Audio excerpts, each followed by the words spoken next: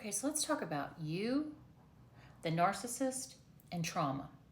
Okay, so when you were in these relationships, you were being traumatized. You didn't probably know that at the time, but you were. What took a hit? Your mental health, your physical health, your relationships, your career. I mean, we could go on and on and on and on, right? You may have been self medicating. You may have been on antidepressants. You may have been on anti anxiety. I even have a client that was diagnosed with bipolar, okay? It's quite amazing the things that happen in these relationships. And it's a shame that, you know, our our mental health facilities don't understand more about this.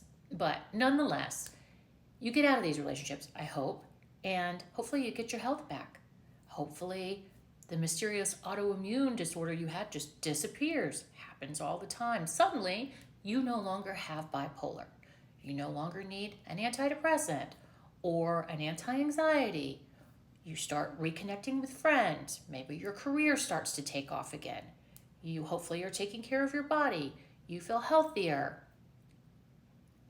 Hopefully you're talking to a therapist or, a coach, and you're starting to shed light on these things. You're obviously on this channel, so you're researching and you get some books and you go, wow, that's what happened. That's crazy. That's insane.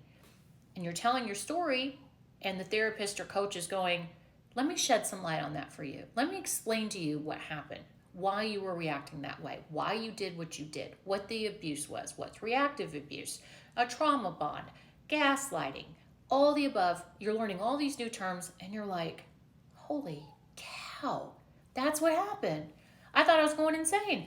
That's what happened. That's exactly what happened. And I want you to think about this. They're perfectly fine. They were perfectly fine in the relationship. They weren't self-medicating. They weren't on antidepressants. They were screwing around. I'm sure they were probably drinking a lot or whatever they like to do, gambling, whatever else they do. But nonetheless, they weren't, hurting because of you in any way whatsoever. And when you leave, and hopefully you're getting better, I hope that you are, if you look at them, they're still the same. They haven't changed. They're not in therapy. They're perfectly fine. Think about that a minute. With their flying monkeys and with their smear campaign, they wanted everybody to believe how you were so messed up. Well, if you were, why weren't they affected by that? It was the other way around.